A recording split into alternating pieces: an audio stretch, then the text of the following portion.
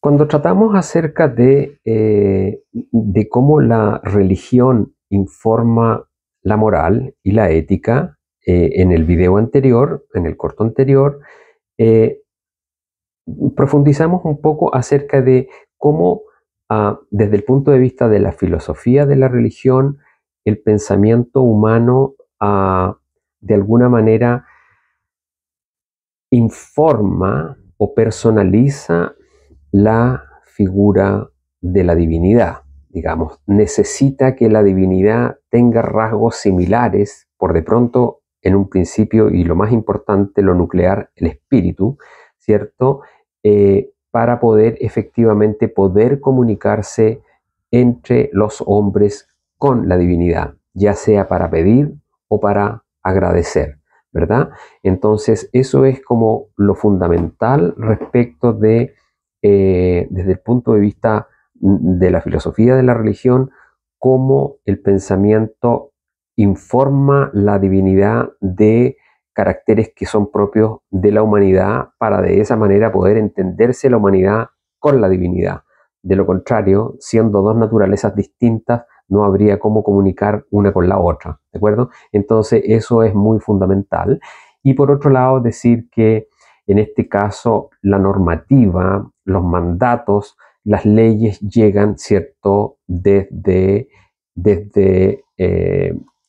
la divinidad, y por lo tanto, en ese sentido, ¿cierto?, es la religión la que primero, como más antigua, anterior incluso al conocimiento, al conocimiento propiamente tal, eh, es la que primera, digamos, informa la moral respecto de ciertos códigos, mandatos o un decálogo, para regir la conducta de los hombres. Luego, a medida que pasa el tiempo, transcurren los siglos, lo divino estaba siempre asociado a lo extraordinario, ¿de acuerdo?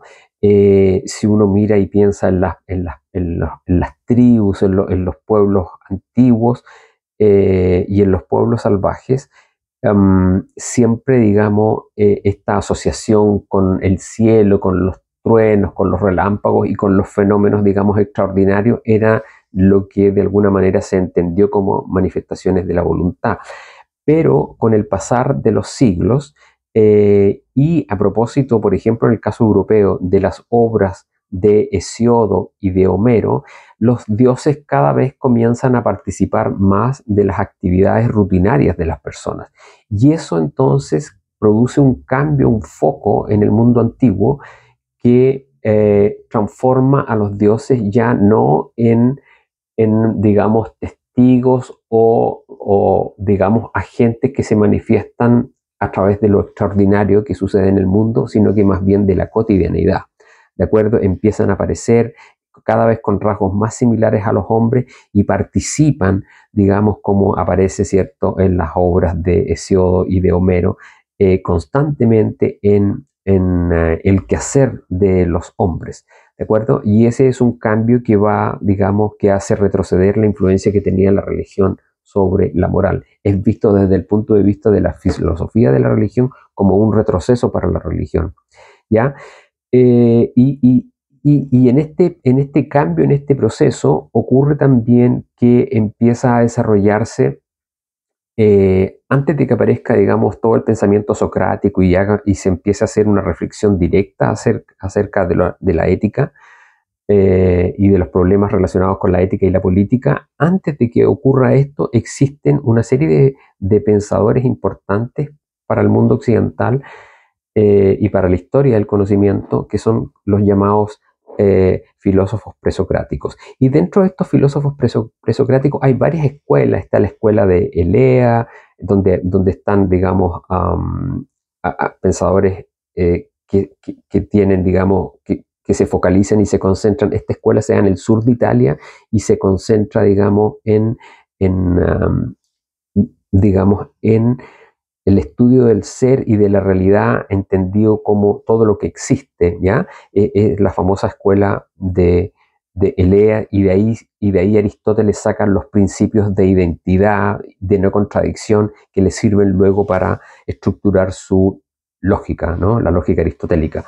Pero también no solo está esa escuela, están otras figuras también, los atomistas, que es otra escuela importante, pero respecto de su influencia en esta transición entre la religión informando la ética y luego la filosofía propiamente tal, que es la que vamos a ver cuando comente las figuras de Sócrates y ese periodo, están estas figuras de transición, y entre ellas está, como digo, la figura de Pitágoras y la figura de Heráclito. ¿Por qué comentarlas? ¿Por qué son importantes? Porque tienen, como digo, este papel de transición entre filosofía propiamente tal y religión. Ellos ocupan una posición intermedia, hacen de alguna manera las dos cosas. Pitágoras, por ejemplo, tiene todo un desarrollo, Pitágoras y los pitagóricos hacen todo un desarrollo y un estudio de las matemáticas, ¿ya? Y en ese sentido son muy importantes e influyentes respecto de los desarrollos ulteriores que tiene el desarrollo de la matemática como tal, y desarrollo de la matemática entendida como ciencia. Eso por una parte. Pero él también escribe y participa respecto de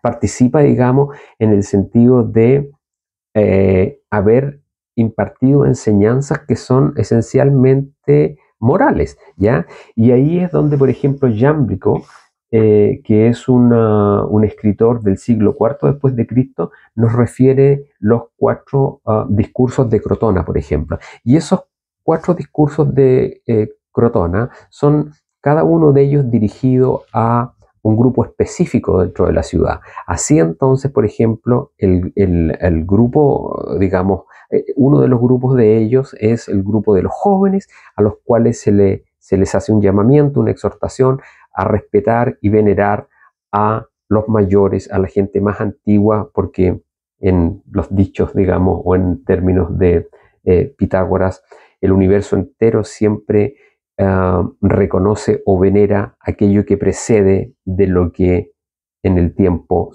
sucede. ¿Ya? Entonces, ese es un primer llamado, digamos, moral que se hace a la juventud. Hay otro llamado que se hace a los gobernantes, en el cual lo que se nos dice es que Pitágoras, de alguna manera, lo que hace es dirigirse al Consejo de los 1000 y darles a entender que ellos de alguna manera gozan de un privilegio, que es la confianza que los ciudadanos les han dado para que ellos puedan gobernar a la ciudad, y en ese sentido los llama a ser responsables, y como que de alguna manera adopta esta idea que el pensamiento moderno inglés conservador tiene respecto de cuando ellos dicen que las generaciones que vienen siempre reciben, digamos, un cuerpo entero de costumbres, de formas de creencias y de una herencia física, ¿cierto? Que incluye paisajes, riquezas, costumbres y todo lo demás, de la cual ellos deben hacerse cargo y son depositorios, digamos, ¿verdad? Entonces, una idea muy semejante es la que Jámblico nos dice que Pitágoras dirige hacia los gobernadores de la ciudad de Crotona. El otro discurso está dirigido a los niños, básicamente a atender a la educación de los niños, y sobre todo porque, en opinión de los pitagóricos, el carácter de los adultos se muestra y se afirma en los años de la educación de los niños, digamos, ¿ya? Y por último también hay una exhortación, un discurso que se dirige a las mujeres, en el cual, como es natural, digamos, por una larga tradición en la historia que no vale la pena, digamos, discutirla, yo creo que nadie la discutiría, él hace un llamamiento a las mujeres en el sentido de los sacrificios y la conducta virtuosa que se espera o se esperaría de ellas, ¿no? Entonces, todo esto, como se ve, muy tradicional, muy conservador, y eso es lo que él, digamos, desarrolla, o por eso es importante esta figura. En este plano, que es, como digo, moral y también en el plano, pero también hay otro plano que es uno que tiene que ver con los aportes de los pitagóricos en el campo los pitagóricos se dividen, digamos, en aquellos que hicieron estudios acusmáticos y los matemáticos. Los matemáticos se inclinaron, digamos, por perfeccionar el desarrollo de la ciencia, ¿ya? Y los estudios de las proporciones y de la matemática propiamente tal, y los acusmáticos parecen haber estado más dedicados a estas nociones que tienen que ver con lo ético, con la moral y con algunas enseñanzas que eran propias o secretas, digamos, dentro del mundo de los pitagóricos. Enseñanzas que, por cierto, eran secretas y que eran de conocimiento de unos pocos, ¿de acuerdo? Eh, Eso. Ahora, la historia completa lo que nos dice es que el pensamiento propiamente ético de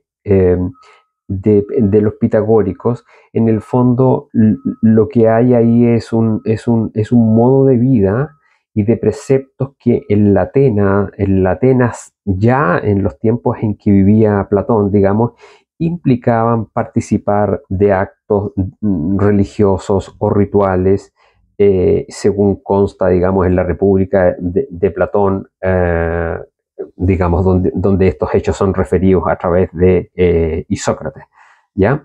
Eso. Tres son las ideas, como digo, principales por las cuales es importante la figura de los pitagóricos.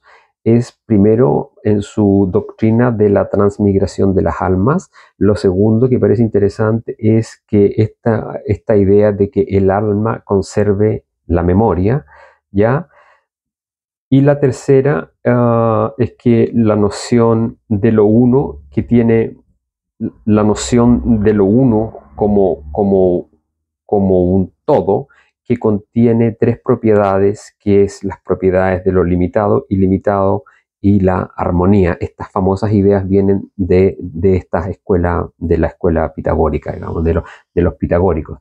Eh, También se puede decir de otra manera que eh, digamos, cuando uno analiza los estudiosos, incluso cuando han observado que el mismo Aristóteles, hubieron distintas corrientes, eso es lo que quiero decir. Entonces, Aristóteles, cuando en distintas obras se refiere a Pitágoras, lo hace también de una manera contradictoria, especialmente en el desarrollo de esta doctrina que tiene que ver no tanto con lo ético, sino que tiene que ver más bien con el conocimiento de lo universal y de todo lo que existe en el conocimiento de la realidad. Entonces, se distinguen ahí en la investigación y estudio de base que me sirvió a mí para trabajar esto, que son los trabajos, las investigaciones sobre los presocráticos que hizo Edgar Land y Julia, ¿cierto? En la figura de los presocráticos, los filósofos presocráticos, que por lo demás me parece muy injusto llamarlos así, porque en verdad eran filósofos de la naturaleza, y referenciarlos a la figura de Sócrates me parece injusto, ¿ya? Pero qué diablos, así se presentan los títulos. Entonces, al final se distinguen como tres vertientes o tres líneas en las cuales, para cerrar esta idea de los pitagóricos, son importantes. Una de ellas es en la cual los pitagóricos identificaron o descubrieron, ellos creyeron descubrir una relación importante entre las cosas y los números. Entonces, una de las líneas que desarrollaron los pitagóricos es una que ve en los números los principios del cosmos de una manera formal, como por ejemplo podría pensarse en la música.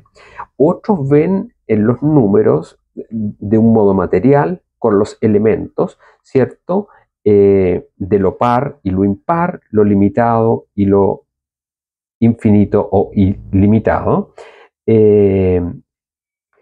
Y después hay una tercera corriente pitagórica que establecen unas tablas en donde se describen 10 principios eh, en parejas, en columnas paralelas, a partir de, por ejemplo, lo par y lo impar. Entonces, en algunas tablas lo par representa lo bueno y lo impar representa lo malo, pero también se encuentran pitagóricos en donde esta relación, como digo, aparece inversa. Entonces, lo bueno aparece relacionado a lo impar y lo malo aparece relacionado a lo par.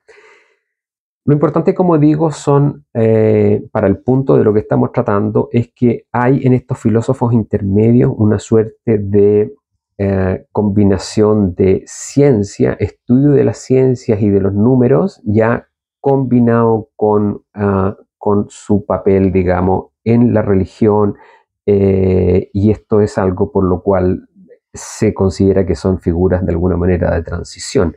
Luego está la otra figura que es muy importante, es Heráclito. De Heráclito se conservan no muchos fragmentos, son como 130. Y Heráclito también es del siglo VI. Es interesante la figura de Heráclito porque él, él, eh, él tiene una concepción,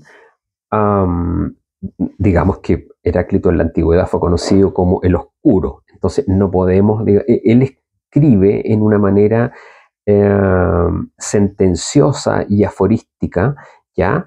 Y utiliza también una suerte de dialéctica para expresar su pensamiento, ¿ya?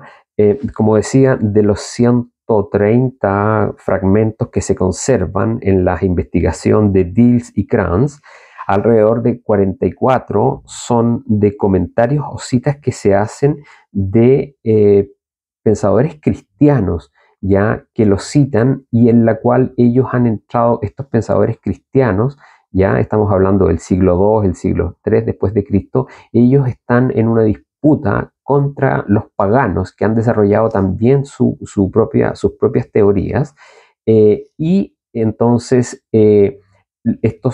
de estos 130, como digo, fragmentos que se conservan, 44 son, digamos, adoptados, pertenecen a este mundo de estos escritores cristianos, de los primeros cristianos, y por lo tanto, lo que de alguna manera se quiere señalar con eso es que puede haber ahí un cierto ruido, una cierta interpretación que tiende a interpretar las afirmaciones, los escritos, las sentencias o los aforismos de Heráclito en un sentido que quizás puede ser distinto de el cual el autor les quiso dar, ¿ya? Entonces eso vale la pena, digamos, tenerlo en cuenta. Aristóteles, digamos, y Teofrasto, como lo ubican como filósofos de la naturaleza. Sin embargo, Egersland y Juliá, como digo, lo ubican a él entre que sus estudios básicamente tenían que ver con cuestiones ético-metafísicas o ético-religiosas, y por eso es que quise tratar, como digo, de estas dos figuras, porque era justamente la línea que a mí me interesaba, digamos, desarrollar para darle continuidad a cómo la ética o la moral en un principio tiene cierto, la fuente de la ética y la moral en un principio es religiosa y luego gradualmente va transitando desde una fuente que es eminentemente religiosa, donde el mandato es externo, viene de un ser que es trascendente, ¿cierto? Y que nos va indicando cuáles son el decálogo de las leyes o los mandatos normativos, y va, digamos, transitando hacia una ética propiamente tal que ya establece principios y esos principios en el fondo el valor de esos principios viene dado por la racionalidad de lo mismo, ¿ya? Entonces, por eso estas figuras son importantes. Y justamente uno de lo que decíamos recién a propósito de las figuras de Homero y Hesíodo es el ataque y la animadversión que tiene Heráclito respecto de estas figuras de Homero y Hesíodo, ¿ya? Y básicamente la animadversión que tiene que ver es porque efectivamente, claro, la idea que hay detrás de Heráclito es que es posible, no existen dioses que participen, como planteaban los poetas, de las actividades humanas. Eventualmente existe, por ejemplo, el dios Sol. El principio que mueve todo es el fuego, ¿ya? Y el Sol podríamos ser considerado como el soberano o el astro rey. Pero básicamente él observa lo que los hombres hacen, pero no participa de las minucias, como dicen, digamos, y reiteran los poemas de Hesiodo y de Homero en la Ilíada y en la Odisea, sino que básicamente estos se parecen mucho, en la opinión de Heráclito, al dios ocioso que luego aparece, ¿cierto?, que hemos comentado en otro momento en la figura de Aristóteles, en el pensamiento de Aristóteles. Entonces, la idea es anterior a Aristóteles mismo y ya se encuentra presente en Aristóteles, y él dice, digamos, de que eh, Heráclito manifiesta que los dioses, digamos, son dos cosas que son importantes. Primero, no han creado el cosmos, el universo. Ellos de alguna manera participan, ya median, pero en ningún caso son dioses creadores del cosmos ni del tiempo, ¿ya? Y en este sentido se parece un poco a la idea que existe en el hinduismo, ¿cierto?, en la cual la divinidad no es entendida como una divinidad trascendente, y donde el mundo no aparece el mundo como ex nihilo, digamos, ¿ya? Sino que es un mundo que siempre ha existido, dice Heráclito, que siempre ha existido, que se mueve en contraposiciones, entre opuestos, ¿ya? Y esos opuestos se van armonizando, unas veces cargados hacia un lado, otras veces cargados hacia otro, y por lo tanto la discordia y la guerra forma parte, nos dice, ¿cierto?, Heráclito, de el común devenir del acontecer humano, ¿ya? Eso. Entonces, y por lo tanto, rechaza estas ideas, rechaza los mitos, ¿ya? En el sentido de que los dioses participan, como digo, ayudando o interfiriendo y obstaculizando el desarrollo de las actividades humanas o los propósitos, cualquiera sea que ellos se hayan dispuestos. En Heráclito aparece el término logos con una doble significación, y esto es importante. Por una parte, el logos uh, es la palabra, y por lo tanto hay logos cuando las personas están despiertas, porque las personas despiertas pueden oírse unas a otras y pueden entonces argumentar. Entonces el logos está allí donde están los despiertos. No hay logos donde están los dormidos, entendido por dormidos en el sueño, porque allí no hay, digamos, palabra y no hay interacción con nadie, y ese es el mundo como de los de lo privado, ¿cierto? Entonces, él, digamos, toma esta idea. Uno de los... Heráclito, quiero insistir en esto, Heráclito es un pensador que de alguna manera nosotros, su línea argumental, nosotros la hemos conocido también a través del pensamiento chino, en esta idea del yin y el yang y los opuestos. Esto es de la filosofía china, pero para dar un ejemplo, es como nosotros también podríamos entender qué es la influencia que tuvo Heráclito también en su momento.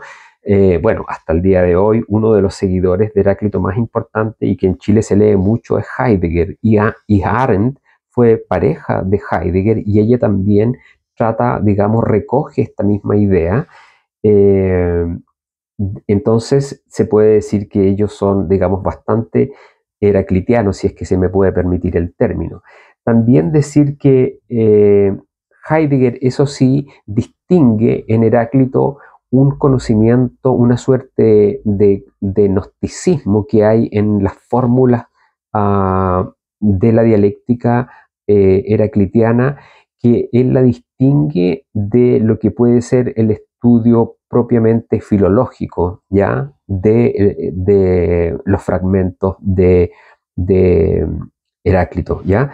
Entonces distingue un área de gnoseología o teoría del conocimiento de otra área que es propiamente gnosticismo y que de alguna manera permite conocer una realidad última o absoluta, es decir, como la posibilidad de poder conocer una realidad última o absoluta, ¿ya? Esto es lo que ha planteado Heidegger y como digo, de alguna manera también me parece que en cierta forma lo recoge Arendt, ¿ya? Hannah Arendt, como quiero decir, ¿ya? Eso. Para Heidegger, la tradición constituye el campo intermedio que hace posible la comprensión, el sentido y la interpretación del pensamiento de heideggeriano.